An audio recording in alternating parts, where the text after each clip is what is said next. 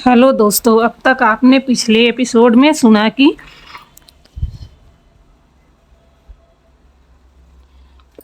रुद्र के व्यवहार की वजह से मन्नत की तबीयत बहुत ही ज़्यादा खराब हो जाती है। वहीं रुद्र को इस बारे में कुछ भी खबर नहीं होता है। वह अपने ऑफिस में काम करने के बाद अपने घर के लिए निकल जाता है, इस बात से अनजान कि उसके घर में क्या हो रहा है। अब आगे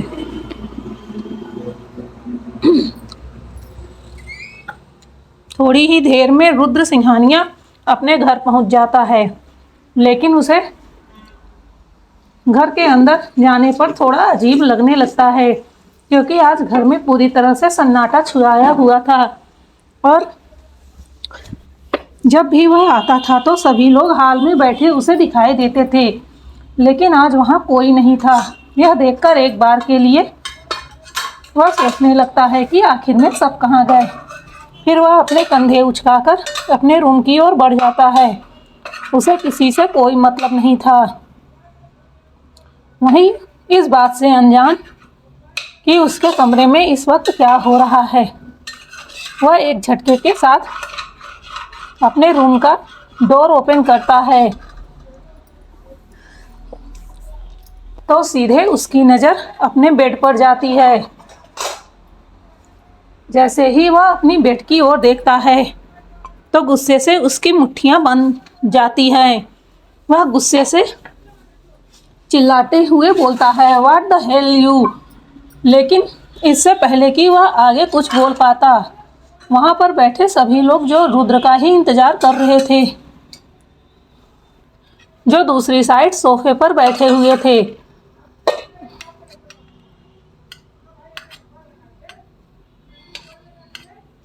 जो दूसरी साइड खड़े हुए थे, उन सबकी नज़र रुद्र पर पड़ती है तो गुस्से से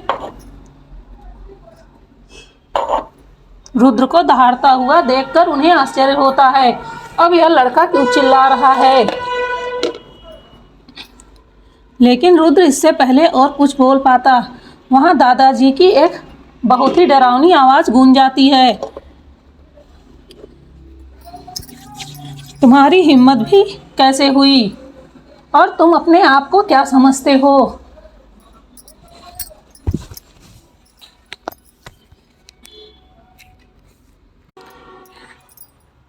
तुम्हारी हिम्मत भी कैसे हुई उसके साथ इतना बुरा व्यवहार करने की।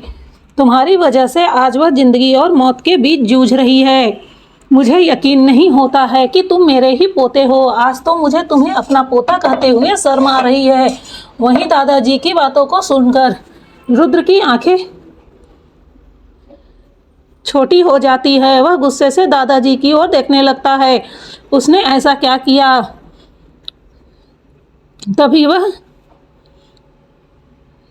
वहां खड़े सभी लोगों को ध्यान से देखता है। इस समय सभी लोगों की आंखों में डिसअपॉइंट नजर आ रहा था। वहीं उसके भाई और खुशी, जिनकी आंखों में रुद्र के लिए आज कुछ अलग ही भाव दिख रहे थे। अक्षत, कुश और कार्तिक उसे ऐसे देख रहे थे मानो उसने कितना बड़ा जुर्म कर दिया हो। रुद्र को समझ नहीं आ रहा था कि यह लोग उसे इस तरह से क्यों घूर रहे हैं। आखिर में उसने ऐसा क्या कर दिया। तभी दादाजी गुस्से में बोलते हैं, मुझे शर्म आती है कि तुम मेरे पोते हो। तुम्हें अब भी अपनी गलतियों का एहसास नहीं है और किस तरह से तुम सबको घूर रहे हो। क्या तुम्हें कुछ समझ में आ रहा है कि क्या किया है तुमने। दादाजी के शब्द इस समय बहुत ही ज्यादा कठोर थे, जिससे रुद्र को गुस्सा आने लगता है। वह गुस्से में चिल्लाते हुए कहता है, इनफ इनफ, यह आप लोग सब क्या मुझ पर इल्जाम लगाए बैठे हो और मैंने ऐसा क्या कर दिया। वैसे भी मुझे नहीं पता है कि मैंने ऐसा कुछ भी किया है और मुझे अच्छे से यकीन है कि इस घटिया लड़की ने ही आप लोगों के कान भरे हैं। और देखो तो मेरे फैमिली वालों को कैसे एक ही दिन में उस घटिया लड़की के बहकावे में आकर आज मेरे खिलाफ ऐसे खड़े हैं जैसे मैंने कोई जुर्म कर दिया हो। वहीं दादाजी रुद्र के मुंह से ऐसी बातों को सुनकर हैरान रह जाते हैं। इसके कहने का क्या मतलब है? उस लड़की ने उन लोगों को क्या कहा? वह तो बेचारी अभी तक होश में ही नहीं आई है। इस समय मन्नत बेहोशी की हालत में अभी भी उसी तरह बेड पर लेटी हुई थी। तभी रुद्र गुस्से से उसकी ओर आगे बढ़ने लगता है। वह इस वक्त मन्नत को उठाकर बेड से नीचे फेंकने वाला था, लेकिन जैसे ही वह मन्नत को हाथ लगाता है तो एक पल के लिए वह भी ठिठक जाता है। इस वक्त मन्नत का शरीर बुखार से तप रहा था। उसे समझ नहीं आता कि वह क्या करे, लेकिन फिर भी वह अपने गुस्से के आगे सब कुछ भूल जाता है और वह गुस्से में उसका हाथ पकड़कर उसे जैसे ही खींचने वाला था, तुरंत ही दादाजी आकर उसका हाथ पकड़ लेते हैं और कहते हैं, रुद्र तुम हद से आगे बढ़ रहे हो। मुझे भरोसा नहीं हो रहा है कि तुम ऐसा भी कर सकते हो। अरे वह इस घर की बहू है, जहाँ उसे मान सम्मान और इज्जत मिलनी चाहिए, वहाँ तुमने उसके साथ जानवरों जैसा व्यवहार किया है।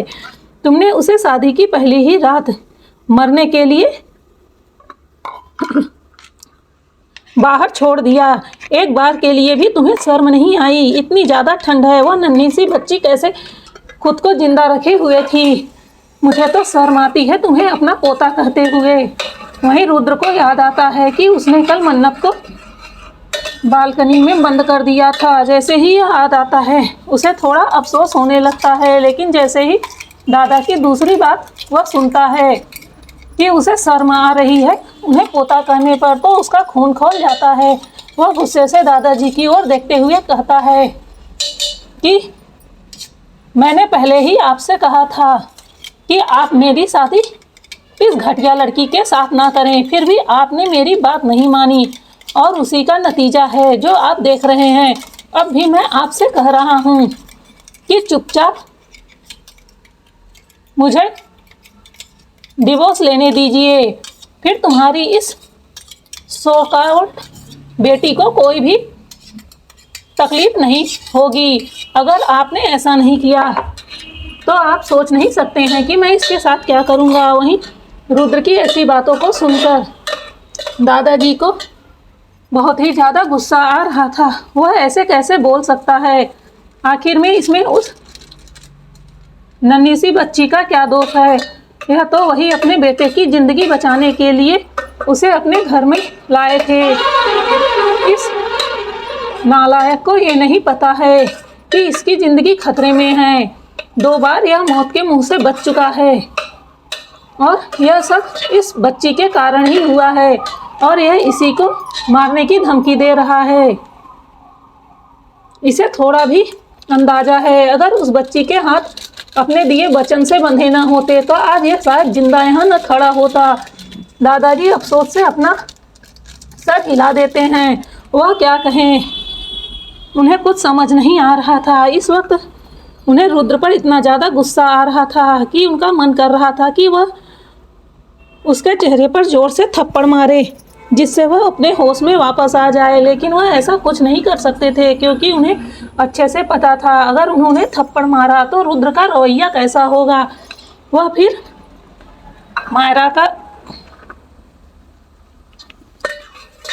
फिर मन्नत का जीना हराम कर देगा। वहीं रुद्र गुस्से से अभी भी दादाजी को घूर रहा था। तभी अक्षत आगे बढ़ते हुए बोलता है, भाई बस भी करिए, आपने जो किया है गलत किया है। भले ही आप उसे पसंद नहीं करते हैं, लेकिन हमारे संस्कार कब से इतने गिरे हुए हो गए कि आप किसी लड़की को इस तरह से टॉर्चर करेंगे। उसकी बात को सुनकर रुद्र का खून खौल उठता है। वह गुस्से से उसकी ओर देखता है और कहता है कि अब तू मुझे मेरे संस्कार सिखाएगा। कब से तू इतना बड़ा हो गया है? पहले खुद जिंदगी जीना सीख ले, उसके बाद तू मुझे सिखाना। इतना बोलकर वह उसे गुस्से से घूरने लगता है। वहीं बेचारा अक्षत, वह अपने इस भाई के हरकत को अच्छे से जानता था। वह आगे क्या बोले, उसके पास तो बोलने के लिए कुछ बचा ही नहीं। उसके भाई ने तो उसे एक ही मिनट में धो डाला। वह चुप हो जाता है। तभी रुद्र की माँ मेनका जी आगे आती हैं और रुद्र को डांटते हुए कहती हैं, रुद्र तुम शांत हो जाओ, तुम्हारी यह हरकत सच में अच्छी नहीं है। हमें यकीन नहीं होता है कि तुम उस बच्ची के साथ ऐसा कर सकते हो। आखिर में उसकी गलती क्या है? तब रुद्र चिल्लाते हुए बोलता है, आप लोगों को उसकी गलती नहीं दिखाई देती है, उसी की गलती है, उसी की पूरी गलती है। मैं अच्छे से जानता हूँ। वह दादाजी को बहला फुसलाकर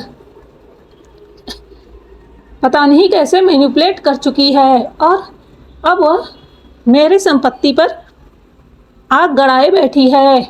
उसे बहुत शौक चढ़ा है ना मिसेस रुद्र सिंघानिया बनने का, तो मैं उसका सारा शौक एक ही पल में उतार दूंगा। देखते जाइए आगे आगे मैं क्या करता हूँ। वही उसकी धमकी को सुनकर विजय जी और राजीव जी अब गुस्से में आ जाते हैं और वह रुद्र को डांटते हुए बोलते हैं कि रुद्र अपने गुस्से पर काबू करना सीखो। इसमें उस लड़की का क्या कसूर है? शादी तो दादाजी ने करवाई है, तो तुम दादाजी से बात करो, उसे बिना मतलब का टार्चर करना बंद करो। देख रहे हो उसकी क्या हालत हो गई है। अगर कहीं उसे कुछ हो जाता तो हम क्या जवाब देते? तो रुद्र हंसते हुए बोलता है, जिसने पहले से ही अच्छे से प्लान बना के रखा है उसे कुछ नहीं होगा। देखिए ना कितनी मोटी चमड़ी की है, वरना इतने ठंड में कोई मासूम लड़की होती तो वह मर जाती। लेकिन देखो तो यह कितनी बड़ी बेशरम है। क्या यह आपको मरी हुई दिख रही है? यह तो पूरी जिंदा है। वहीं अब दादाजी का सब्र टूट जाता है। वह जोर से चिल्लाते हुए बोलते हैं, रुद्र अपनी जबान पे कंट्रोल करो, कहीं ऐसा ना हो कि तुम मेरे उस भयानक रूप को देखो जो मैं कभी किसी के सामने नहीं लाता हूँ। वहीं दादाजी के इतने गुस्से को देखकर अब सब लोगों को डर लगने लगता है। बात बहुत ज़्यादा बढ़ रही थी।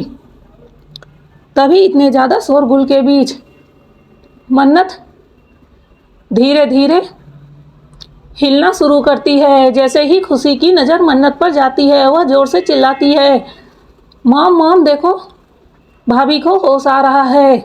वहीं जैसे ही खुशी की आवाज़ सब सुनते हैं तो वह लोग मन्नत की ओर देखने लगते हैं। अब सभी रुद्र को छोड़कर उसके बेड के चारों ओर खड़े हो गए थे। वहीं रुद्र गुस्से से तिलमिलाया जा रहा था। उससे बर्दाश्त नहीं हो रहा था कि उसके फैमिली वाले उसका इस तरह से केयर करे। उसका तो मन कर रहा था कि इसी समय वह उसकी जान ले ले, लेकिन वह दादाजी से मजबूर था। वह मन ही मन बोलता है, कर लो जितनी नौटंकी करना है, आगे आगे देखो मैं तुम्हारे साथ क्या करूँगा।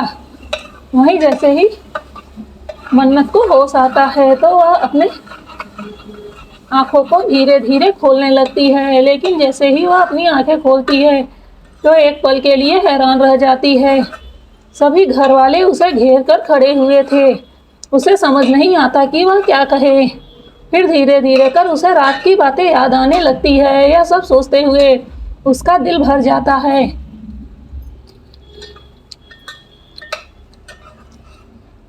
वह कल्पना में भी कभी नहीं सोच सकती थी कि उसके साथ ऐसा व्यवहार होगा। उसे नहीं पता था कि अब आगे उसे क्या कहना है और क्या करना है। वह उसी तरह खामोश होकर सबको देखती रही। तभी दादाजी आगे बढ़कर प्यार से उसके सर पर हाथ फेरते हुए बोलते हैं, बच्चा तुम्हें होश आ गया। तुम्हारे ऐसी हालत को देखकर मेरा तो दिल ही बैठ गया था। वही मन्नत जब दादाजी को देखती है तो उसकी आंखों में अजीब सी फीलिंग आ जाती है। उसे समझ नहीं आ रहा था कि वह सामने खड़े अपने इस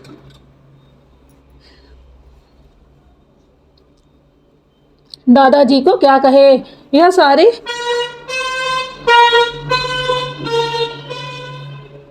फसाद की जड़ तो यही है। ना तो यह इसे शादी करने के लिए मजबूर करते और ना ही उसे किसी का ऐसे टार्चर बर्दाश्त करना पड़ता। फिर भी वह अपने मन ही मन बोलती है कि कोई बात नहीं, सिर्फ 2 महीनों की बात है, मैं अपने पत्नी धर्म को पूरे ईमानदारी से निभाऊंगी, लेकिन 2 महीने बाद एक भी दिन नहीं, मैं एक भी चांस नहीं दूंगी, किसी को नहीं दूंगी।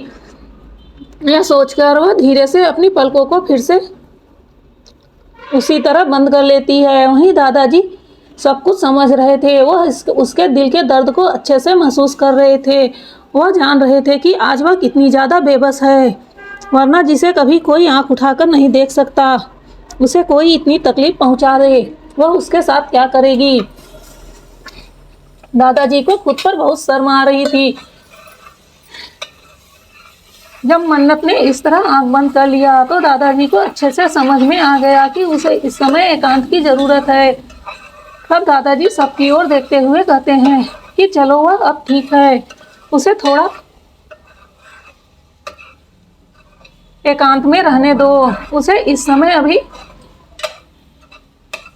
शांति चाहिए। इतना कहकर वह सबको बाहर चलने का इशारा करते हैं। वहीं दादाजी की बात सुनकर सभी मन्नत को एक एक बार देखकर बाहर निकलने लगते हैं, लेकिन जैसे ही सभी लोग चले गए दादाजी रुककर रुद्र की ओर देखते हुए कहते हैं, रुद्र याद रखो, अगर तुमने अब दोबारा उसे किसी तरह की तकलीफ पहुंचाने की कोशिश की तो मैं भूल जाऊंगा कि तुम मेरे पोते हो। इतना कहकर दादाजी गुस्से से वहां से चले जाते हैं।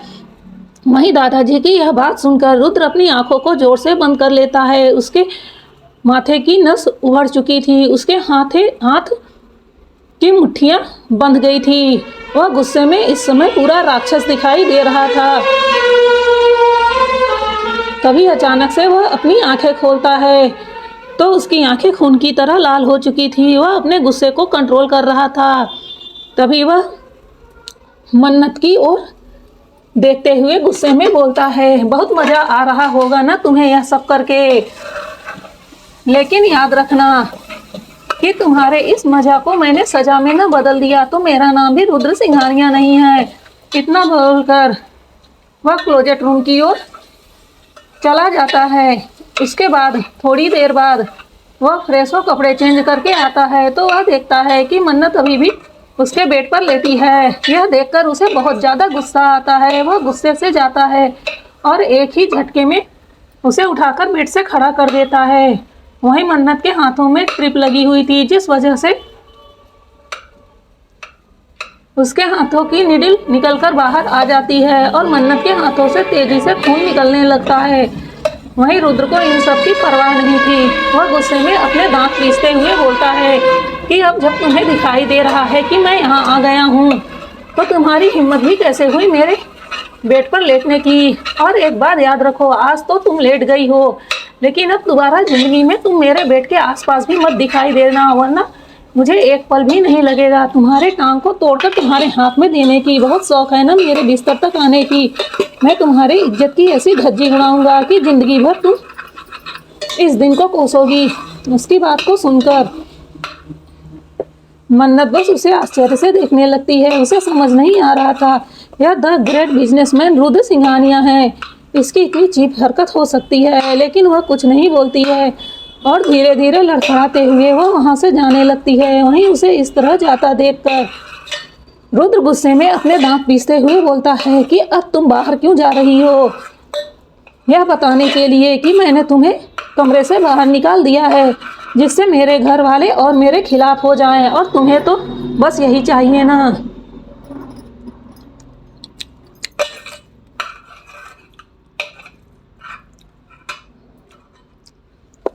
तुम तो बस इसी पल का इंतजार कर रही हो कि कब वह लोग मुझसे दूर हो जाएं और मेरे दुश्मन बनते जाएं। पर एक बात कान खोलकर सुन लेना, मैं तुम्हें तुम्हारे मंसूबे पर बिल्कुल भी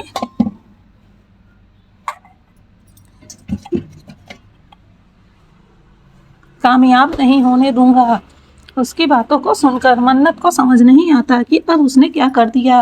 वह तो शांति से बाहर जा रही है, उसी ने तो उसे यहाँ से जाने को कहा था। वह क्या करे, उसे कुछ समझ में नहीं आ रहा था।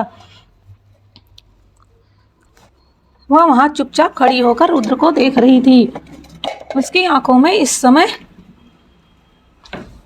कुछ ऐसा था जिसे रुद्र बिल्कुल भी नहीं देख पाता।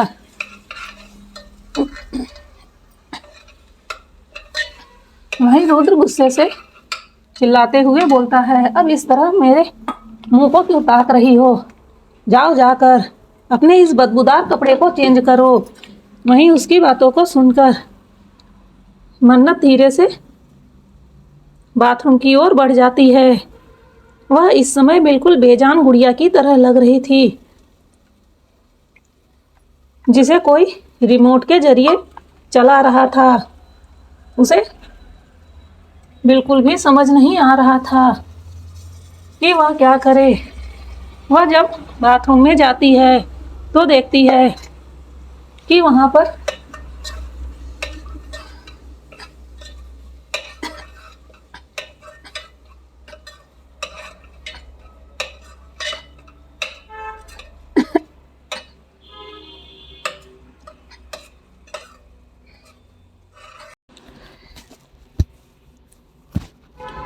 मन्नत रुद्र के इस तरह कहने से बिना कुछ बोले शांति से बाथरूम की ओर जाने लगती है। वह रुद्र से बिल्कुल भी बात नहीं करना चाहती थी। अब तक रुद्र ने जब से मन्नत आई थी उसकी एक बार भी आवाज़ नहीं सुनी थी। वहीं उसे इस तरह शांति से अपनी बात मानते देखकर रुद्र के हाथों की मुट्ठियां बन जाती है। क्या यह लड़की उसे पागल करके मानेगी? और यह आखिर में चाहती क्या है? रुद्र को यही लग रहा था कि वह उसे परेशान करने के लिए यह सब कर रही है। उसे इस समय मन्नत पर बहुत ज़्यादा गुस्सा आ रहा था। वह बिल्कुल भी बर्दाश्त नहीं कर पा रहा था। तभी मन्नत बाथरूम के अंदर चली जाती है। वह इस समय बहुत ही शांत थी। रुद्र लाख कोशिशों के बावजूद उसे समझ नहीं पा रहा था।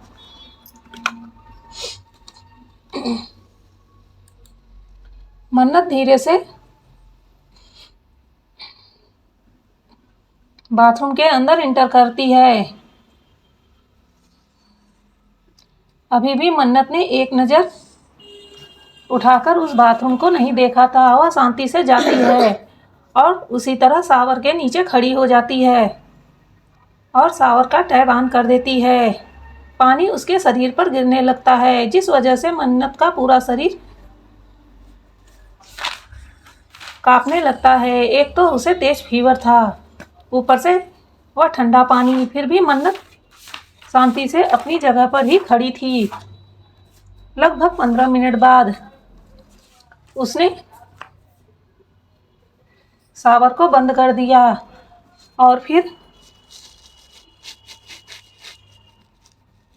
खुद को आईने के सामने देखने लगती है। अब भी वह बिल्कुल ही खामोश थी। ऐसे लग रहा था बिल्कुल वह कोई पत्थर बन चुकी हो। उसके अंदर ना तो इमोशन शो हो रहा था, ना ही ऐसा कुछ समझ आ रहा था जिसे देखकर कुछ समझा जा सके कि वह क्या सोच रही है। वह इसी तरह कुछ देर तक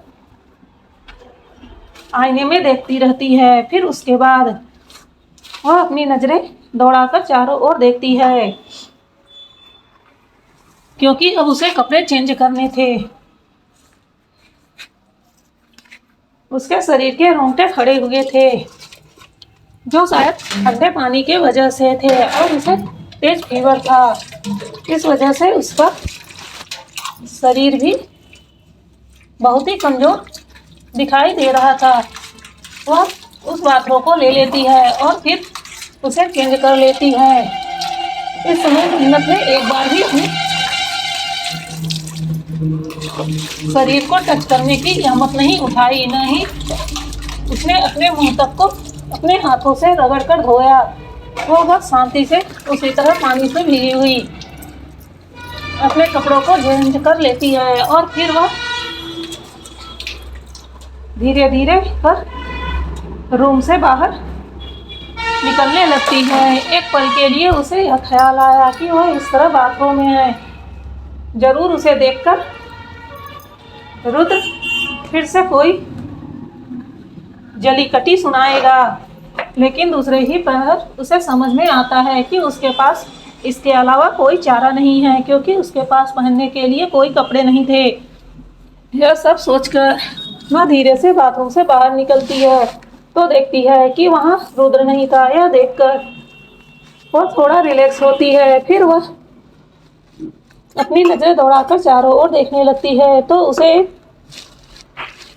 दरवाजा दिखाई देता है, जिसे देखकर वह समझ जाती है जरूर यह क्लोजेट रूम होगा। यह सब सोचकर वह धीरे धीरे अपने कदमों को उस ओर बढ़ाने लगती है। अभी भी उसके शरीर में बहुत ज़्यादा दर्द हो रहा था, लेकिन वह बिना अपने दर्द की परवाह किए उस रूम के अंदर जाती है तो देखती है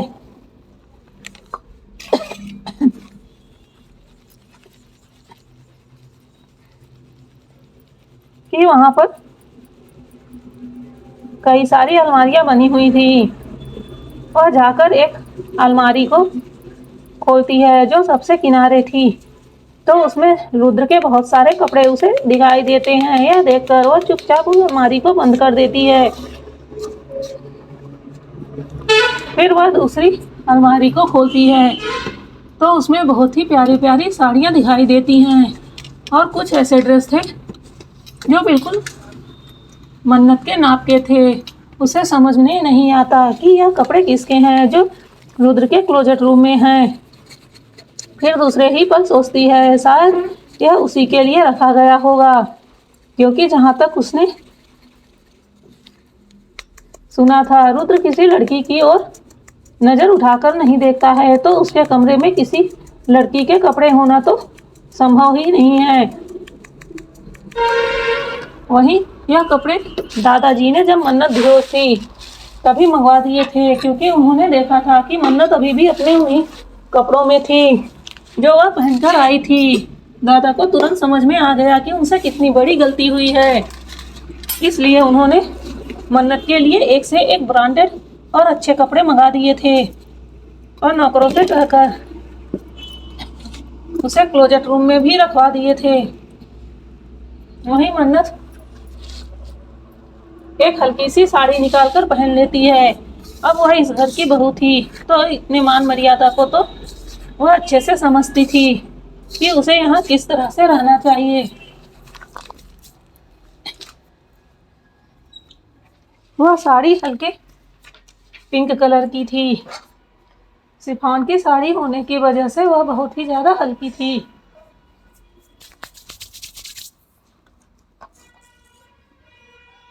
जो मन्नत के शरीर में बहुत ही प्यारी लग रही थी।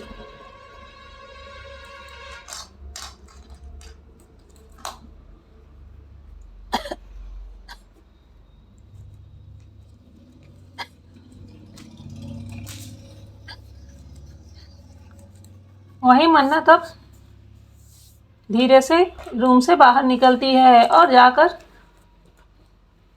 मिरर के सामने खड़ी हो जाती है। वैसे तो उसे कुछ नहीं करना था, क्योंकि वह कभी सजती संवरती नहीं थी, लेकिन फिर भी अब वह शादीशुदा है तो उसे वह धर्म भी तो पूरा करना होगा। यह सोचकर वह उसी तरह धीरे धीरे अपने बाल बनाने लगती है। फिर हल्का सा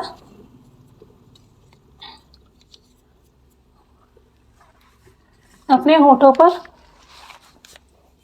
लिप बाम लगाती है। फिर उसके आंखों के सामने सिंदूर की डिब्बी रखी थी। सिंदूर की डिब्बी देखते ही उसका दिल जोरों से धड़कने लगता है। उसका मन अजीब सा हो रहा था।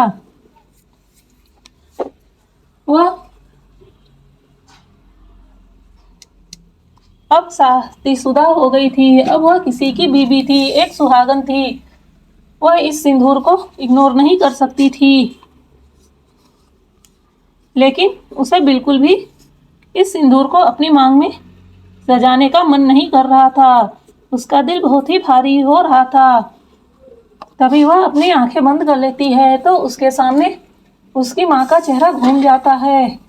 जब भी वह अपनी माँ को याद करती है तो उसे एक अजीब सी हिम्मत मिलती है। वह धीरे धीरे अपनी आंखें खोलती है और फिर उस डिब्बी से एक चुटकी सिंदूर उठाकर अपनी मांग में सजा लेती है। मंगलसूत्र तो उसने पहले से ही पहन रखा था, इतने में ही वह बहुत ही प्यारी लग रही थी। इस वक्त उसका रंग सांवला था, फिर भी कोई भी देखता तो उसकी तारीफ किए बिना नहीं रह जाता। वह अब रूम की ओर देखने लगती है। वह आगे क्या करे, उसे कुछ समझ में नहीं आ रहा था। क्या उसे नीचे जाना चाहिए या यहीं रहना चाहिए, लेकिन वह यहाँ रहकर क्या करेगी। उसे वह रुद्र सिंघानिया अपने आंखों के सामने जब तक देखता रहेगा तब तक जली खरी खोटी सुनाता ही रहेगा। यही सब सोचकर वह चुपचाप रूम से बाहर निकल जाती है। वहीं दूसरी ओर रुद्र जो बालकनी में खड़ा होकर फोन पे किसी से बात कर रहा था, जब वह रूम में आता है तो उसे वहाँ कोई नहीं दिखाई देता। बाथरूम का दरवाज़ा थोड़ा सा खुला हुआ था, जिस वजह से वह जान जाता है कि यह लड़की बाथरूम से निकल चुकी है। वह अपने दांत पीसकर बोलता है कि इस लड़की की हिम्मत कैसे हुई बिना मेरी इजाज़त के कहीं जाने की। यह सब सोचते हुए वह भी नीचे की ओर चला आता है। तभी उसकी नज़र सामने पड़ती है, जहां उसका पूरा परिवार मन्नत के साथ बैठा हुआ था। क्योंकि जैसे ही मन्नत नीचे आई थी, दादाजी और दादी जी वहाँ मौजूद थी। उन लोगों ने मन्नत को अपने पास बुलाया और फिर उसके तबीयत के बारे में पूछने लगे। फिर उसे अपने पास ही बैठने को कहा। वहीं दादाजी के बगल मन्नत बैठी हुई थी और जैसे ही रुद्र ने यह देखा तो उसका खून खौल गया। आखिर में दादाजी, जो कभी किसी को अपने ऐसे पास नहीं बैठाते थे सिवाय खुशी को छोड़कर, बाकी वह सबके लिए बहुत ही ज़्यादा स्ट्रिक्ट थे, वह ऐसे कैसे खुशी की जगह इस घटिया लड़की को दे सकते हैं, यह सोचकर वह मन ही मन बहुत ज़्यादा गुस्सा कर रहा था। अगर उसका बस चलता तो वह मन्नत को उठा के दादाजी के बगल से बाहर फेंक आता, लेकिन वह अपनी मुट्ठियों को भींच कर रह जाता है और फिर धीरे धीरे कर वह भी हाल में आ जाता है। तभी सबकी नज़र रुद्र पर पड़ती है तो दादी जी रुद्र को देखते हुए कहती हैं कि रुद्र, जैसा कि तुम्हारी अब शादी हो गई है। जैसे ही दादी की यह बात रुद्र सुनता है तो गुस्से से उसकी आंख बंद हो जाती है। वह लोग यह बात कहकर उसे कितनी बार टॉर्चर करेंगे। क्या उसने कहा था उसकी शादी करने के लिए, फिर यह बार बार उसे क्यों याद दिलाते रहते हैं। लेकिन फिर भी रुद्र कुछ नहीं बोलता है, क्योंकि वह दादी से कोई भी बहस नहीं करना चाहता था। तभी दादी की आवाज़ उसके कानों में फिर से सुनाई पड़ती है कि तुम्हें कुल देवी के मंदिर जाना होगा और तुम्हारे साथ मन्नत भी जाएगी। तुम्हें कुल देवी के मंदिर में जाकर आशीर्वाद लेना पड़ेगा और जब तुम कुल देवी के मंदिर जाना तो माता का आशीर्वाद ले, उनके चरणों में पड़ा सिंदूर मन्नत की मांग में जरूर भरना। यह हमारे घर की परंपरा है। उनकी बातों को सुनकर रुद्र को बहुत ज्यादा गुस्सा आ रहा था, पर वह कुछ नहीं बोलता, क्योंकि इस समय उसके मन में एक बहुत ही खतरनाक प्लान चल रहा था। वह तुरंत ही मंदिर जाने के लिए तैयार हो जाता है। यह देखकर वहां बैठे सभी लोग आश्चर्य से रुद्र को देखने लगते हैं। उन्हें समझ नहीं आ रहा था कि रुद्र ने क्यों कुछ नहीं कहा और इतनी जल्दी क्यों तैयार हो गया। वहीं अक्षत अपने भाई को ध्यान से देख रहा था। उसके चेहरे पर देवी मुस्कान को देखकर वह तुरंत समझ गया था कि जरूर भाई कुछ करने वाले हैं। वैसे उसने देख लिया था कि पहले ही दिन उन्होंने अपने बीवी के साथ कैसा सलूक किया है, तो आगे वह उनसे कोई उम्मीद नहीं रख सकता था। तभी दादी बोलती हैं, चलो अच्छी बात है, तुम्हें जल्दी ही समझ में आ गया अपनी जिम्मेदारियां। अब तुम अपनी जिम्मेदारियों को ठीक से निभाना भी सीख लो। दादी की बातों को सुनकर रुद्र बोलता है, क्यों नहीं दादी माँ, मैं अपनी जिम्मेदारियों को बहुत ही अच्छे से निभाऊंगा, आपको शिकायत का मौका नहीं दूंगा। वहीं इस तरह से रुद्र का रवैया देखकर मन्नत भी समझ गई थी कि उसके दिमाग में क्या चल रहा है, लेकिन मन्नत कुछ नहीं बोलती है। वह जो करना चाहता है कर ले, बस 2 महीने की बात है, फिर वह कुछ नहीं कर पाएगा। फिर वह देखेगी कि उसे क्या करना है। वहीं रुद्र प्यार से आकर मन्नत के साइड में बैठ जाता है और फिर उसकी ओर देखते हुए बोलता है, तो बीबी क्या तुम तैयार हो चलने के लिए? यह बोलते हुए वह उसके हाथों को बहुत ही प्यार से सबके सामने पकड़ लेता है, लेकिन दूसरे ही पल वह अपना दूसरा हाथ भी उसके ऊपर रख देता है, जिससे किसी को मन्नत का छोटा सा हाथ नजर नहीं आता। और वहीं वह उसके हाथ को इतनी जोर से दबाता है जैसे मानो उसकी हाथ की पूरी हड्डियां चूर चूर हो जाएंगी। मन्नत का पूरा शरीर दर्द से अकड़ जाता है, उसकी आंखों में आंसू डबडबाने लगे थे। वह अपनी आंसुओं को कंट्रोल करने की कोशिश कर रही थी। वहीं रुद्र बहुत ही ध्यान से उसकी ओर देख रहा था। वह देख सकता था कि उसके आंखों में कैसे आंसू भरे हैं। उसकी नीली आंखों में वह आंसू बिल्कुल समुंदर की तरह लग रहे थे। एक पल के लिए तो रुद्र उसकी आंखों में ही खो गया, लेकिन तभी मन्नत उससे अपना हाथ छुड़ाने लगी, जिस वजह से वह होश में आया। उसने अब बहुत देर तक उसका हाथ दबा लिया था, इस वजह से वह एक डेविल मुस्कान के साथ उसे आंख मार देता है और उसके हाथ को छोड़ देता है। मन्नत का हाथ पूरी तरह से लाल हो चुका था, उसके हड्डियों में और उसके हाथों में बहुत तेज दर्द हो रहा था। मन्नत दोबारा सर उठाकर उसकी ओर नहीं देखती। वहीं रुद्र मन ही मन सोचता है कि जितना तेज मैंने इसके हाथ दबाया था, उतने दबाव में तो किसी की हड्डी के कई टुकड़े हो जाते, पर यह बहुत मोटी हड्डी है। इसने बहुत ही अच्छी ट्रेनिंग लेकर यहाँ कदम रखा है, जिस वजह से देखो तो इसके चेहरे पर कोई सिकन भी नहीं नजर आई। जरूर यह कोई घटिया प्लान बनाकर आई होगी, लेकिन मैं इस घटिया लड़की को इसके प्लान में कामयाब नहीं होने दूंगा। वही मन्नत को अब भी बहुत ज्यादा दर्द हो रहा था। वह इसी पल यहाँ से उठ के चली जाना चाहती थी, लेकिन तभी प्यार से दादाजी बोलते हैं, बच्चा मन्नत जाओ,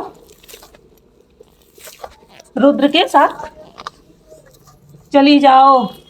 अभी से निकलोगे तो तुम लोग शाम होने से पहले यहाँ पहुँच जाओगे, क्योंकि मंदिर जंगल के रास्ते में है और अंधेरा होने से पहले वहां से लौट आओगे तो अच्छा होगा, वरना वहाँ बहुत से जंगली जानवर हैं। वहीं रुद्र जब यह सुनता है तो उसे अब और भी ज्यादा एक्साइटमेंट होने लगती है। वह वहां जाने के लिए और भी ज्यादा जल्दी करने लगता है, क्योंकि उसने सोच लिया था वह जितना जल्दी जाएगा वह उतना जल्दी ही उसे वहां परेशान कर पाएगा और फिर इस लड़की की दोबारा हिम्मत नहीं होगी उसके आगे ऐसे खड़े होने की। यही सब सोचकर वह बोलता है, तो ठीक है दादाजी, हम लोग तो बिल्कुल तैयार हैं। और फिर वह मन्नत की ओर देखते हुए बोलता है कि चलो हमें अब चलना चाहिए, वरना देर हो जाएगी और दादाजी परेशान हो जाएंगे। वही मन्नत एक नज़र भी उसकी ओर नहीं देखती है और अपने जगह से उठ जाती है। वहीं जब रुद्र देखता है कि उसने एक बार भी उसे नहीं देखा, तो उसे बहुत ज़्यादा गुस्सा आता है। पता नहीं क्यों उसके इस तरह इग्नोर करने से उसे बहुत ज़्यादा गुस्सा आ रहा था। जहाँ दुनिया की सभी लड़कियां उसके ऊपर मरती हैं, वह सिर्फ अपने नाम से नहीं, अपने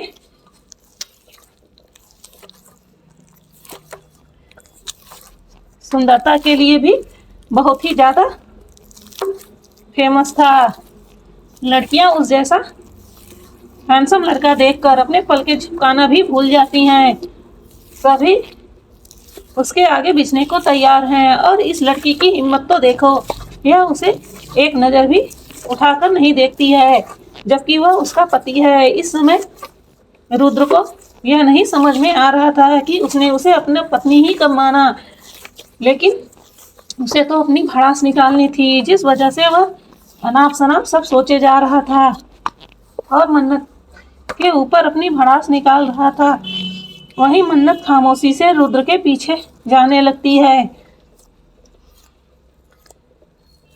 उसकी तबीयत अच्छी नहीं थी। दादाजी ने जब पूछा तो उसने कहा कि वह ठीक है, लेकिन सच में वह बीमार थी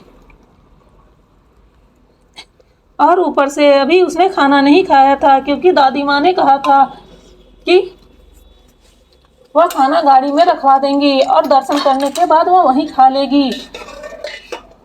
इस वजह से मन्नत ने भी कुछ कहना सही नहीं समझा और उसने हाँ कह दिया था। दादाजी को थोड़ा भी पता होता कि मन्नत की तबीयत अभी ठीक नहीं है तो वह बिल्कुल भी उसे जाने के लिए नहीं कहते। वहीं मन्नत और रुद्र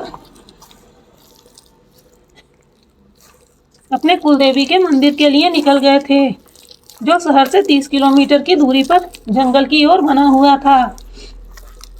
वहीं रुद्र कार ड्राइव कर रहा था। उसने ना तो अपने साथ कोई सिक्योरिटी गार्ड लिया था और न ही ड्राइवर, क्योंकि वह नहीं चाहता था कि वह जो कुछ भी करे उसकी खबर उसके दादाजी तक पहुँचे। वह मन्नत को एक अच्छा सबक सिखाना चाहता था। वह पहले भी अपने कुलदेवी के मंदिर गया था, इसलिए उसे अच्छे से पता था कि वहाँ बहुत सीढ़ियाँ हैं, जिसे चढ़ते चढ़ते मन्नत की हालत खराब हो जाएगी। और मन्नत के लटके हुए चेहरे को देखकर उसे अंदाजा लग गया था कि इस लड़की की तबीयत ठीक नहीं है। वह मन ही मन खुश हो रहा था। लगभग 1.5-2 घंटे की ड्राइव के बाद वह लोग वहां पहुंच जाते हैं। जैसे ही मन्नत उस मंदिर को देखती है,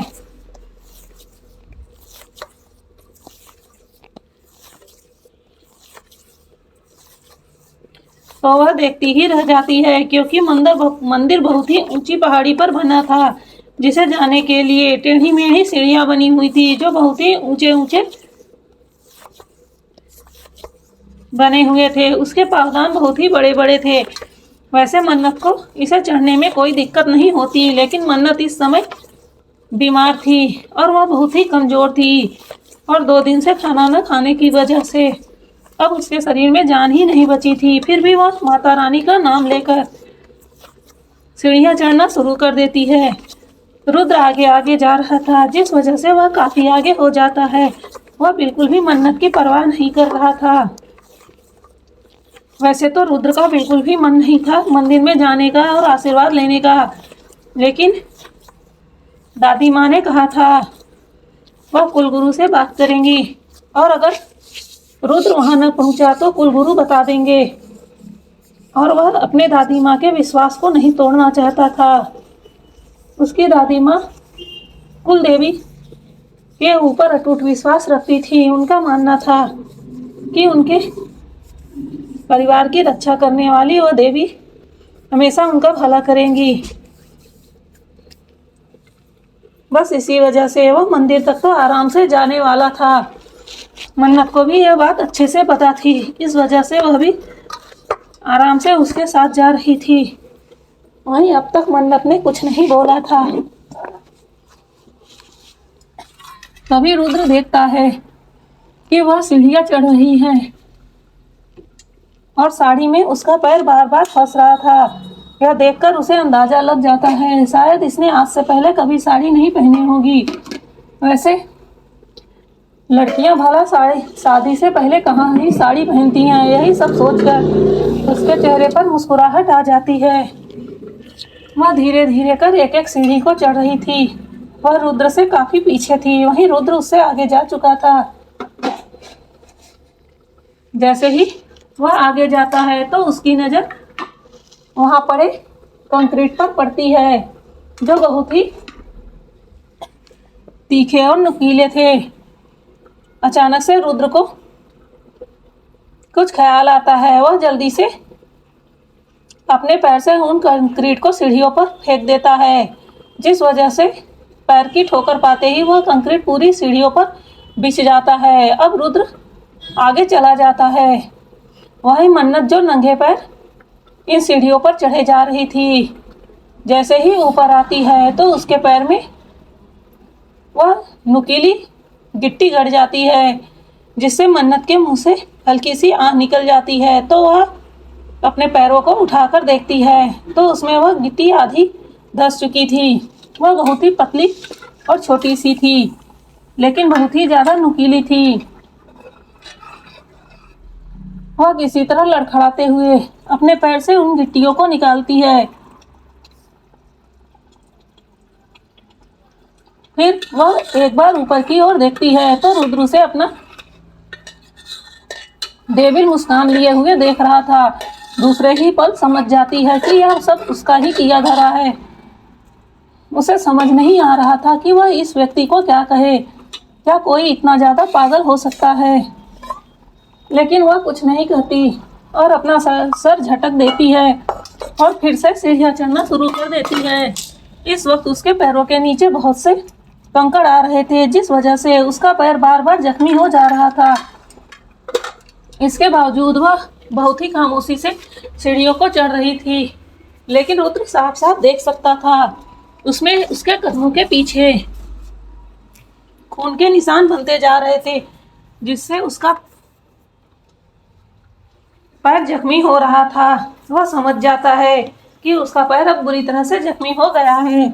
यह देखकर उसके होठों पर मुस्कान आ जाती है, लेकिन उसे आश्चर्य हो रहा था इस बात से कि वह लड़की अभी भी कैसे सीढ़ियों को चढ़े आ रही है। उसके कदम लड़खड़ा रहे थे, लेकिन फिर भी वह बिना रुके सीढ़ियाँ चढ़े जा रही थी। यह सब देखकर उसे अब मन्नत पर सच में बहुत ज़्यादा गुस्सा आता है। यह क्या मुझे जानबूझकर दिखा रही है कि वह बहुत ही ज़्यादा मजबूत है? क्या इसे दर्द नहीं हो रहा है? आमतौर पर देखा जाए तो लड़कियों को थोड़ा सा खरोच भी आ जाए तो पूरा घर सर पर उठा लेती हैं। फिर क्या इस लड़की को क्या दर्द महसूस नहीं हो रहा है? क्या इसे तकलीफ नहीं हो रही है? क्या यह इंसान भी है? क्या इसे दर्द होता है? यह सब सोचकर उसकी आंखें छोटी हो जाती हैं। उसने सोच लिया था कि अगर यह उसे यह जता रही है कि वह बहुत ही मजबूत है तो वह उसे इतना टार्चर करेगा कि वह टूट जाएगी। लेकिन उसे क्या पता था कि मन्नत सिर्फ अपने वचन से बंधी हुई थी, इसलिए यह सब कुछ बर्दाश्त कर रही थी। उसने उसे अगर पति माना था, भले ही 2 महीनों के लिए, तो सच्चे दिल से माना था। इस वजह से वह उसे बर्दाश्त कर रही थी। लेकिन अगर यही हरकत अगर कोई दूसरे इंसान ने की होती तो अब तक मन्नत उसे हाथ पैर तोड़कर कहाँ गायब कर देती, उसे भी ना पता चलता। वहीं रुद्र देखता है कि अब भी वह चली आ रही है। अब उसके पैर से बहुत ज्यादा खून बह रहा था। यह देखकर एक बार के लिए उसका दिल पसीजने लगता है और वह सोचता है कि वह कैसी हरकत करने लगा है। वह तो ऐसा नहीं था। क्या उसके अंदर इंसानियत नहीं रह गई है? वह भले ही डेविल था, लेकिन कभी लड़कियों के साथ ऐसा व्यवहार नहीं करता था। वह भले ही लड़कियों से दूर रहता था, लेकिन जब तक कोई लड़की उसे आगे से प्रवोक नहीं करती थी वह उस पर हाथ नहीं उठाता था। लेकिन कभी वह देखता है कि अब मन्नत उसके पास आ रही है तो वह फिर तेजी से ऊपर जाने लगता है। थोड़ी देर में वह लोग ऊपर पहुंच जाते हैं और फिर मंदिर के प्रांगण में जाते हैं। वहां कुलगुरु जी देखकर मुस्कुराते हुए बोलते हैं कि अरे बच्चों, तुम लोग आ गए, मैं तुम्हारा ही इंतजार कर रहा था।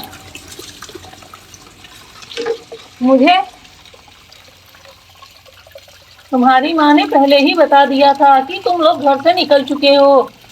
वहीं मन्नत और रुद्र आगे बढ़कर कुल गुरु जी का झुककर आशीर्वाद लेते हैं। दूसरे ही पर कुल गुरु जी की नजर मन्नत के पैरों के निशान पर जाती थी जो खून से छपे हुए थे। यह देखकर कुल गुरु जी की आंखें छोटी हो जाती हैं। फिर वह ध्यान से मन्नत के चेहरे को देखने लगता है। एक ही पल में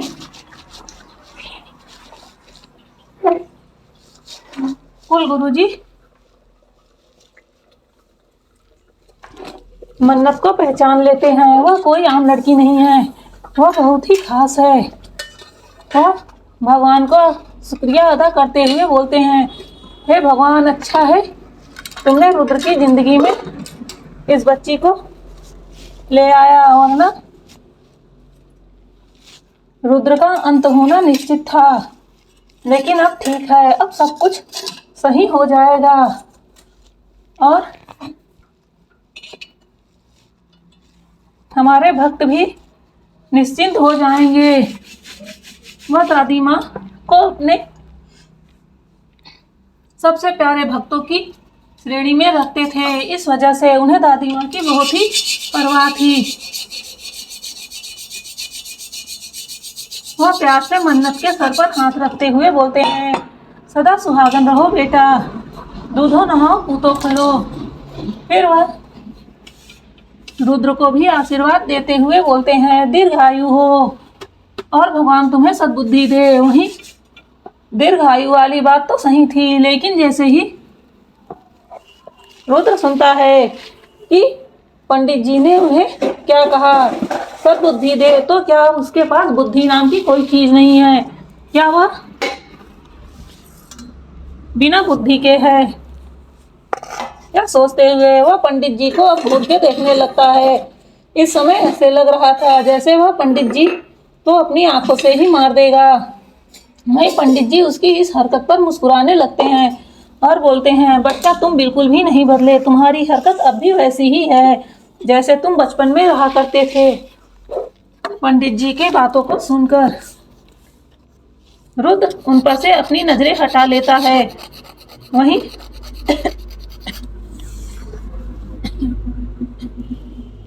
पंडित जी प्यार से मन्नत के सर पर हाथ फेरते हैं और बोलते हैं, बच्चा मुझे लगता है तुम बहुत ज्यादा थक गई हो और तुम्हारे पैरों पर भी चोट आ गई है।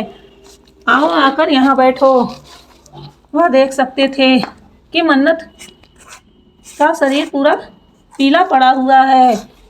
एक ही पल में वह समझ गए थे कि इस बच्ची की तबीयत ठीक नहीं है, लेकिन फिर भी वह उसकी हिम्मत को देखकर बहुत ही ज़्यादा खुश थे।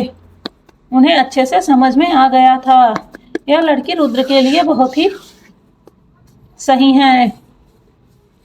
वह उसे वहाँ बैठा देते हैं और फिर खुद उठकर जाने लगते हैं। तब रुद्र बोलता है, गुरुजी जल्दी कीजिए, हमें अभी लौटना भी है।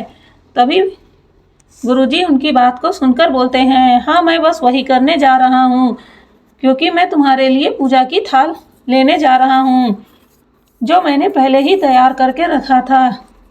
उनकी बातों को सुनकर रुद्र हाँ बोलता है और फिर वह अपना मुंह दूसरी ओर करके खड़ा हो जाता है। वहीं मन्नत ने अभी भी एक शब्द नहीं बोला था।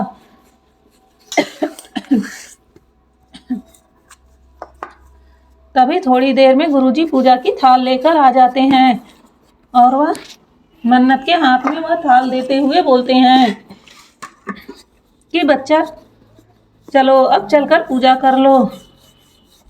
लेकिन उसके जख्मी पांव को देखकर एक बार के लिए गुरुजी का दिल बैठ जाता है। वह बोलते हैं कि बच्चा पहले तुम मेरे साथ यहाँ आओ और जल के कुंड में अपने पैरों को धो लो। उनकी बातों को सुनकर मन्नत हाँ में अपना सर हिलाती है और थाल को वहीं चबूतरे पर रखकर पंडित जी के पीछे पीछे जाने लगती है। वह अब भी थोड़ा लड़खड़ाते हुए चल रही थी। तभी पंडित जी उसे कुंड दिखाते हैं और कहते हैं, बच्चा यहाँ आराम से बैठकर अपने पैरों को धो लो। वहीं मन्नत उन्हें हाँ बोलकर वहाँ बैठ जाती है और फिर धीरे धीरे कर अपने पैरों को धोने लगती है। तो देखती है अभी भी उसके पैरों में कई छोटी छोटी सी गिट्टियाँ गड़ी हुई थी। वह कंकड़ बहुत ही ज़्यादा नुकीले थे। वह धीरे धीरे कर उन सभी को अपने पैरों से बाहर निकालती है और फिर अपने पैरों को साफ करती है। वह इस वक्त बहुत ही धीरे से अपने पैरों को धो रही थी, क्योंकि उसे पता था कि उसके पैरों के कलर ज़्यादा रगड़ने की वजह से छूट सकते हैं और इस समय उसके पैरों पर खून लगा हुआ था। फिलहाल उसे इतना डर तो नहीं था, क्योंकि उसने अच्छे से अपने शरीर पर कलर किया हुआ था। वह निश्चिंत होकर अपने पैरों को धोती है। उसके पैरों पर बहुत से कंकड़ लगे हुए थे। वहीं दूध से भी ज़्यादा गोरा उसका पैर, जो सिर्फ नीचे तलवे की तरह ही दिखाई दे रहा था, क्योंकि ऊपर तो मन्नत ने उसका अच्छे से मेकअप कर रखा था। भाई अब मन्नत भी कम थोड़ा किन थी। वह भला छोटी सी भी गलती कैसे कर सकती है।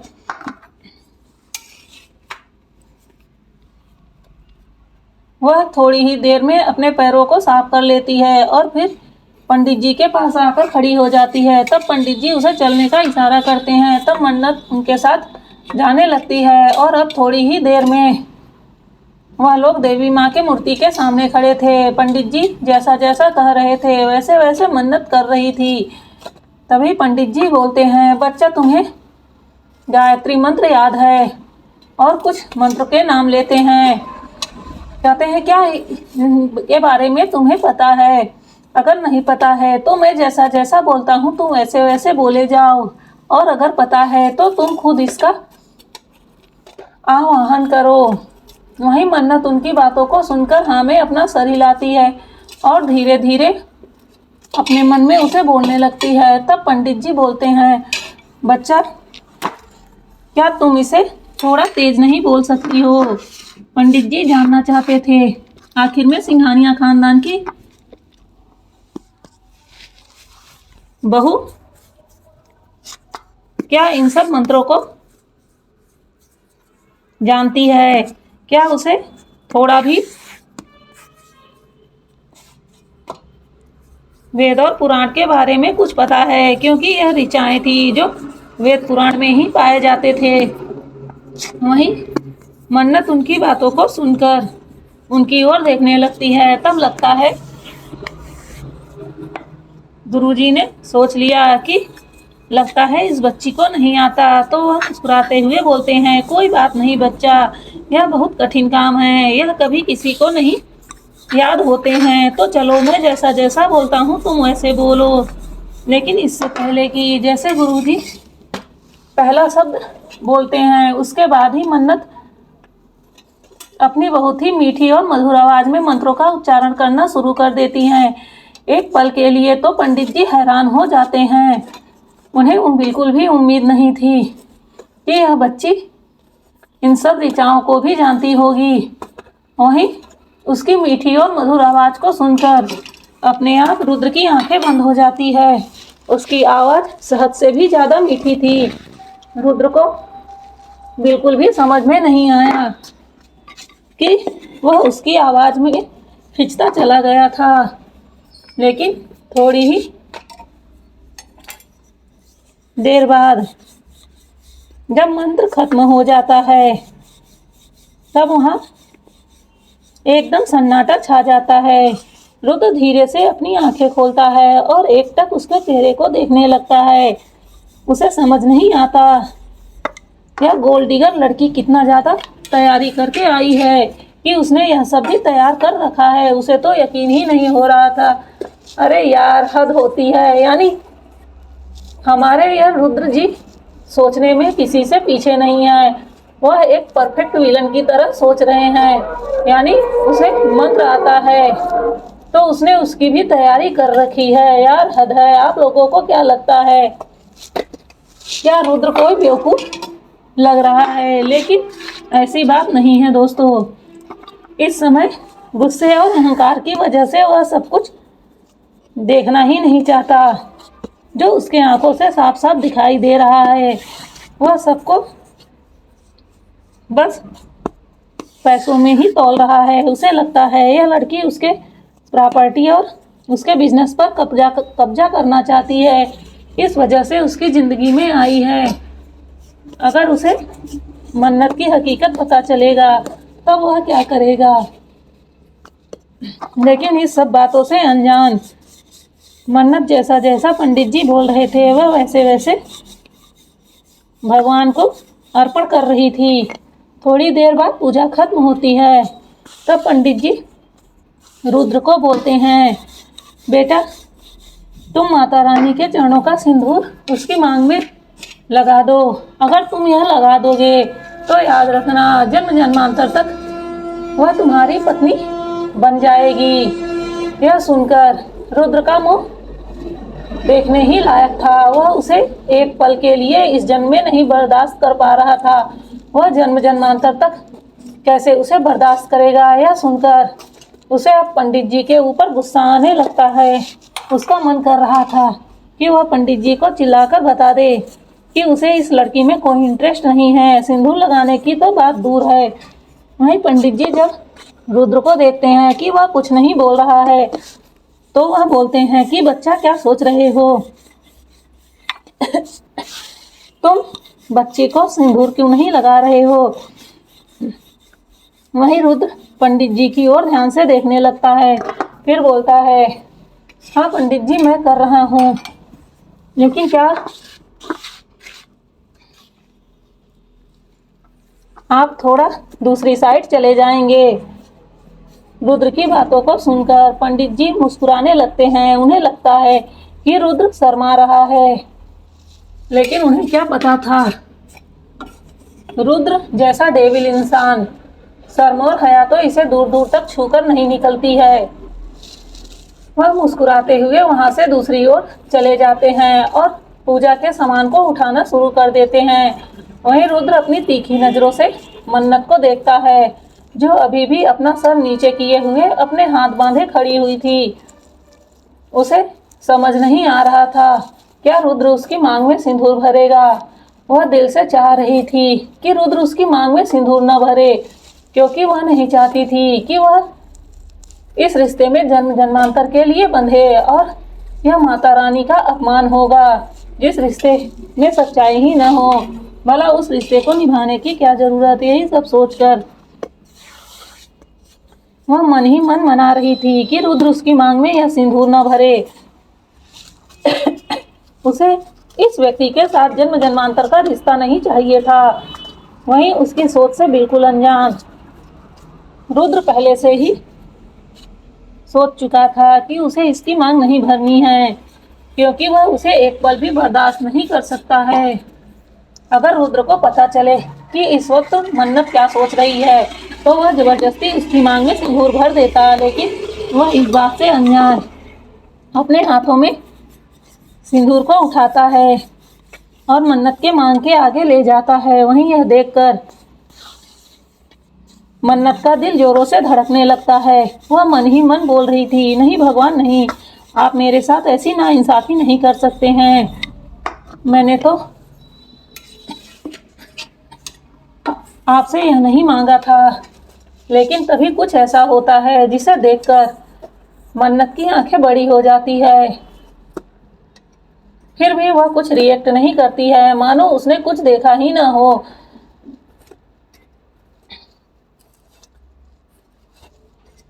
वहीं रुद्र ने जैसे ही सिंदूर उठाया वह धीरे धीरे कर अपने हाथों को मन्नत के मांग के पास ले गया, लेकिन फिर वह मुस्कुराते हुए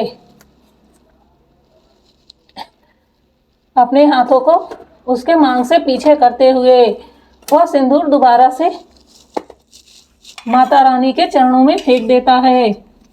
और यह उसने इतनी जल्दी किया था कि किसी की नजर उस पर न पड़े। वहीं मन्नत जब यह देखती है तो उसे समझ में आ जाता है कि रुद्र ने क्या किया, क्योंकि वह किसी की गतिविधियों को तुरंत ही नोटिस कर सकती थी।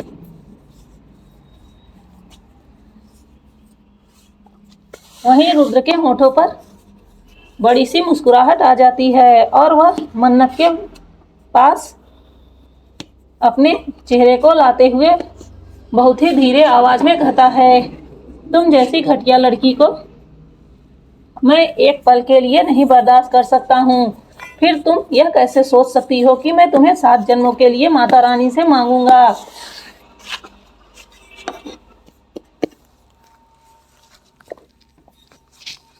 वही मन्नत उसकी बातों को सुनकर अब नजरें उठाकर उसकी ओर देखती है, लेकिन मन्नत की आंखों में अभी भी सूनापन था। ऐसे लग रहा था जैसे उसे इस बात से कोई फर्क नहीं पड़ा हो। वहीं यह देखकर रुद्र का खून खौल उठता है। वह सबकी आंखें पढ़ सकता है, पर इस लड़की की आंखों को क्यों नहीं पढ़ पाता है। उसे क्यों नहीं समझ में आता है कि आखिर में इसकी आंखों में क्या चल रहा है। वह गुस्से से बोलता है, तुम्हारे सपनों पर तो पानी फिर गया होगा ना। वैसे एक बात कहूँ, तुम बहुत ही जल्दी मेरी जिंदगी से दूर चली जाओगी। मैं तुम्हें धक्के मारकर अपनी जिंदगी से बाहर निकाल दूंगा। तुम डिजर्व नहीं करती हो द ग्रेट रुद्र सिंघानिया को। तुम्हारी जैसी राह चलती लड़कियां अगर रुद्र की जिंदगी में आ गई तो द ग्रेट रुद्र सिंघानिया नहीं रह जाएगा। यह सब कहते हुए उसके चेहरे पर बहुत ही ज्यादा घमंड झलक रहा था, जिसे देखकर मन्नत बस अफसोस से अपना सर नीचे कर लेती है। वह अब तक में तो इतना समझ चुकी थी कि यह लड़का बहुत ही ज्यादा घमंडी और अहंकारी है। वह चाहती तो एक ही पल में उसके घमंड को तोड़ सकती थी, लेकिन वह ऐसा कुछ नहीं करेगी, क्योंकि उसे पता था जिस समय इसका घमंड टूटेगा तो वह खुद से अपनी नजरें नहीं मिला पाएगा। यह सब सोचते हुए वह अफसोस से अपना सर हिला देती है, लेकिन फिर भी वह रुद्र को कुछ नहीं कहती। वहीं उसे कुछ न कहता हुआ देखकर अब तो रुद्र का पारा ही हाई हो जाता है। वह उसके हाथों को जोर से पकड़ते हुए कहता है, मुझे लगता है कि तुम पागल हो। क्या तुम्हें मेरी बातें सुनाई नहीं पड़ती? यह समझ नहीं आता। पहले तो मैं सोचता था कि तुम गूंगी और बहरी हो, लेकिन अब जब तुमने बोल ही दिया और तुम्हारी आवाज मैंने सुन ली तो मुझे पता चल गया है कि तुम गूंगी तो नहीं हो। तो जाहिर सी बात है, गूंगी नहीं हो तो बहरी भी नहीं होगी। तो क्या तुम्हें मेरी बातें सुनाई पड़ रही है? मैंने तुमसे कुछ पूछा है। तुम मुझे इस तरह कैसे इग्नोर कर सकती हो? वहीं उसकी हरकतों को देखकर अब मन्नत को उस पर गुस्सा आ रहा था, लेकिन वह कुछ नहीं बोलती और अभी भी अपना सर नीचे किए हुए खड़ी रहती है। रुद्र का तो मन कर रहा था वह उसे जोरदार खींच के तमाचा मार दे, लेकिन यह मंदिर था।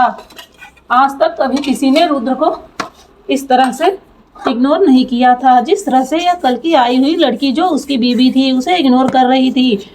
वहीं रुद्र को समझ नहीं आ रहा था उसके इग्नोर करने से उसे इतना क्यों फर्क पड़ता है। तभी रुद्र के होठों पर एक डेविल मुस्कान आ जाती है। वह कहता है कि चलो, तुमने मुझे इग्नोर किया ना, तो इसकी सजा तो तुम्हें मिलेगी। इतना बोलकर वह आगे आगे वहां से निकल जाता है। अब मन्नत अपना चेहरा उठाकर उसे देखती है और सोचती है कि अब यह क्या करने वाला है। फिर वह अफसोस से अपना सर हिला देती है, क्योंकि उसे पता था वह चाहे जो कर ले पर इस पागल इंसान को वह नहीं रोक पाएगी। इस समय जो उसके आंखों पे पर्दा पड़ा है उस पर्दे को हटाना बहुत जरूरी था, पर मन्नत ऐसा कुछ नहीं करेगी, क्योंकि वह जितना ज्यादा उससे नफरत करेगा वह उतनी ही जल्दी उसे छोड़ेगा। दादाजी का एक शर्त था कि तलाक मन्नत नहीं ले सकती है, तलाक रुद्र को ही लेना पड़ेगा। वहीं रुद्र को ऐसा लग रहा था कि तलाक मन्नत ले सकती है, उसके तलाक लेने पर दादा उसे छोड़ेंगे नहीं। वहीं दादाजी ने रुद्र को भी कह दिया था कि जब तक मन्नत नहीं चाहेगी उसका तलाक नहीं हो सकता है, वह भूलकर भी तलाक लेने की कोशिश नहीं कर सकता है, वरना वह उसे अपनी पूरी जायदाद से बेदखल कर देंगे और यहाँ तक कि उससे सिंघानिया सरनेम से भी वंचित कर देंगे। यह सब बातें रुद्र के दिल को घर कर गई थी, जिस वजह से उसे मन्नत से बहुत ज्यादा नफरत हो गई थी। दादाजी ने तो दोनों के साथ एक अच्छा चाल चला था, वहीं इन सब बात से अनजान वह दोनों आपस में ही अपने जिंदगी में लगे हुए थे। एक कष्ट दे रहा था तो दूसरा कष्ट को सह रही थी। अगर रुद्र को थोड़ा भी पता होता कि दादाजी ने उस लड़की से तलाक न देने का वचन लिया है और यह तलाक सिर्फ वही दे सकता है, तो वह तुरंत इसी क्षण उसे तलाक दे देता। लेकिन वह इन सब बातों से अनजान था, इस वजह से इस गलतफहमी के चलते उसे अब मन्नत को झेलना ही पड़ेगा। यह सब सोचते हुए उसका गुस्सा दिन पर दिन मन्नत के लिए खतरनाक होता जा रहा था। तभी मन्नत और रुद्र अब तक नीचे आ चुके थे। अभी तक रुद्र ने मन्नत के साथ कुछ नहीं किया था। यह देखकर मन्नत को अंदाजा लग गया था कि जरूर उसके साथ अब कुछ बड़ा होने वाला है। लगता है वह छोटे छोटे ट्रिक अपनाकर थक चुका है। तभी रुद्र उसे गाड़ी में बैठने का इशारा करता है। मन्नत चुपचाप जाकर गाड़ी में बैठ जाती है। दूसरे ही पल रुद्र अपनी गाड़ी को तेज स्पीड के साथ वहां से निकाल लेता है।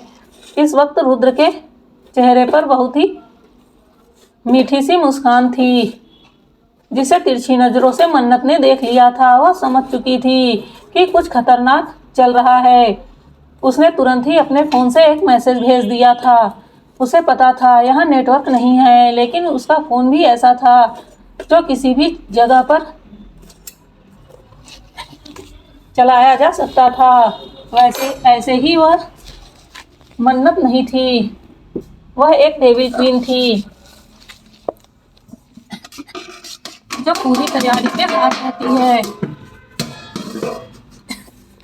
वहीं इन सब बातों से अनजान रुद्र अपने खुशी में ही डूबा हुआ था। तभी अचानक से वह अपनी गाड़ी का ब्रेक लगाता है और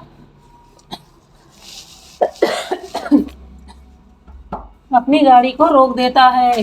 दूसरे ही क्षण वह अपनी गाड़ी से उतरकर मन्नत की साइड जाता है और तुरंत गाड़ी का दरवाजा खोल एक झटके के साथ उसे गाड़ी से बाहर निकाल देता है। यह देखकर मन्नत को कोई आश्चर्य नहीं होता है, क्योंकि उसे पता था कि अब आगे क्या होने वाला है।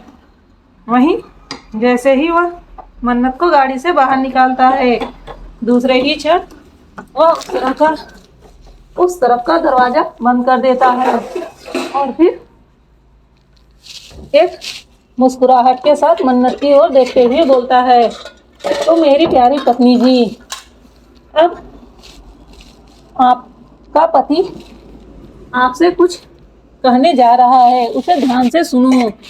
जैसा कि आप मेरी पत्नी हैं, मेरी अर्धांगिनी हैं, तो आपको मेरे सारे कहने मानने होंगे, यह तो आपको अच्छे से ही पता होगा। इसलिए अब आप मेरे आर्डर को फॉलो करेंगी और मैं यहाँ से जा रहा हूँ। जैसे मर्जी हो वैसे घर चली आना और खबरदार जो दादा जी से कुछ कहने की कोशिश की या तो मेरे घर में किसी को इस बारे में पता चला तो तुम सोच भी नहीं सकती हो कि मैं तुम्हारे साथ क्या करूँगा। वही मन्नत उस पागल इंसान को देख रही थी जो उस पर कितने प्यार से अपना हक जता रहा था। इस वक्त मन्नत को उस पर हंसने का मन कर रहा था, पर वह कुछ नहीं करती। अभी भी वह अपनी नजरों को नीचे किए हुए खड़ी थी। यह देखकर अब रुद्र को बहुत ज्यादा गुस्सा आता है। वह उसका हाथ मोड़ते हुए बोलता है, लगता है भगवान ने तुम्हारे मुंह में जबान नहीं दिया है। या फिर यह तुम्हारा कोई ड्रामा है। मुझे अच्छे से पता है यह नौटंकी मेरे सामने चलने वाली नहीं है, इसलिए मैंने जो कहा है उसे तुमने अच्छे से सुना होगा। तो मेरी बातों को भूल कर भी नहीं भूलना, वरना एक पल भी नहीं लगेगा।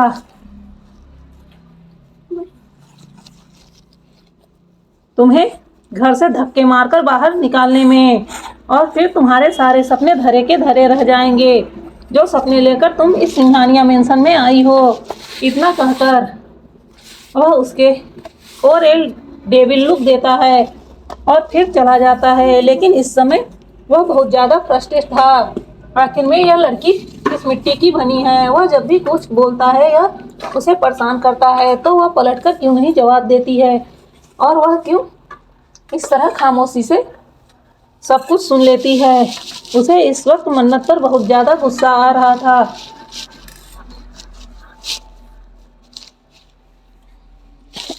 उसका मन कर रहा था कि वह अभी वापस लौट कर जाए और उसका गला दबाकर उससे पूछे कि आखिर में वह ऐसा क्यों करती है।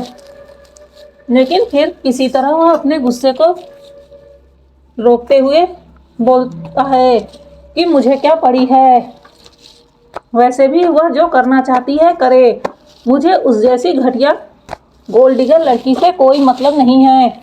वह मेरे टाइप की बिल्कुल नहीं है, और मैं उसे इतना परेशान कर दूंगा कि वह खुद ही मेरी जिंदगी से थक हार कर भाग जाएगी। यह सोचते हुए अब उसके होठों पर मुस्कुराहट आ जाती है। उसे एक बार भी अंदाजा नहीं होता है कि उस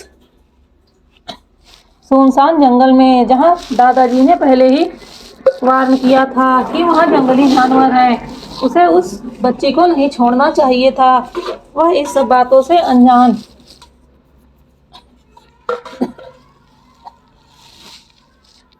वहां से अपने ऑफिस के लिए निकल जाता है, क्योंकि वह तो घर बिल्कुल भी नहीं जाएगा। अगर वह घर गया तो वह क्या जवाब देगा कि वह पागल लड़की कहाँ है। इसलिए उसे ऑफिस जाना ही ठीक लगता है। तब तक में वह लड़की किसी तरह घर पहुंच जाएगी।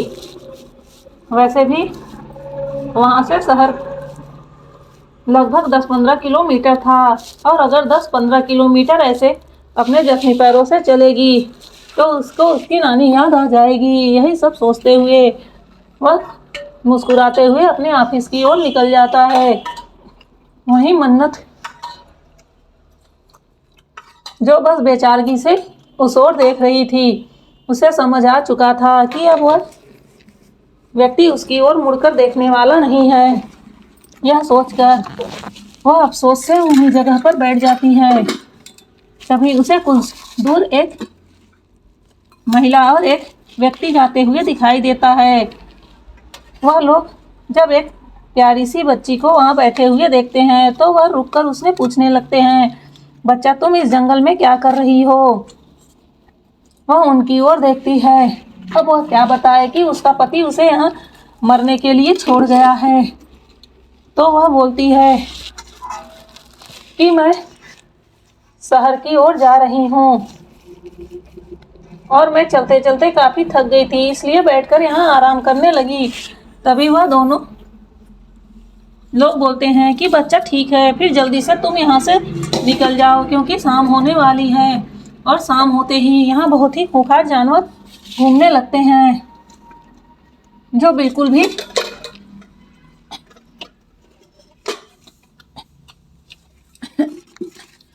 किसी पर रहम नहीं करते हैं। वह इंसानी जिस्मों की महक से ही यहाँ आ जाते हैं, और यह एरिया बहुत ही ज़्यादा खतरनाक है, इसलिए तुम यहाँ से जल्दी ही निकल जाओ। यह कहकर वह दोनों लोग गांव की ओर जाने लगते हैं। वह दोनों इस समय अपनी साइकिल में थे। अभी अंधेरा होने में टाइम था, इसलिए उन्हें पता था कि वह आराम से गांव पहुंच जाएंगे। शायद वह दोनों शहर से आ रहे थे। वहीं मन्नत उनकी बात सुनती है और अपना सर हाँ में हिला देती है। उसे भी अच्छे से पता था कि यह एरिया बहुत ही ज़्यादा खतरनाक है।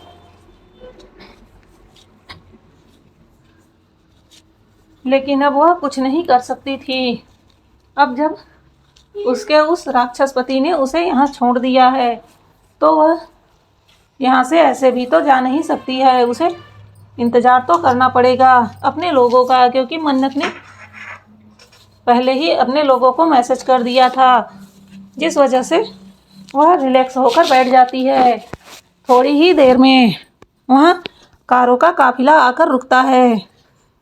वह बहुत ही महंगी और लग्जरियस कारें थी। एक नज़र में ही देखकर कोई भी बता सकता है कि यह बहुत ही महंगी कार है, जो किसी साधारण इंसान के पास तो नहीं हो सकता है। तभी मन्नत अपनी जगह से उठती है और गाड़ी की ओर आगे बढ़ जाती है। दूसरे ही पल वह गाड़ी को खोल अंदर बैठ जाती है। वह इस वक्त बीच की गाड़ी में बैठी थी। वहीं उसके आगे 2 गाड़ियां और पीछे 2 गाड़ियां थी, जो पूरी तरह से बॉडीगार्ड से भरी हुई थी। फिर कारों का काफिला धूल उड़ाते हुए वहां से निकल जाता है।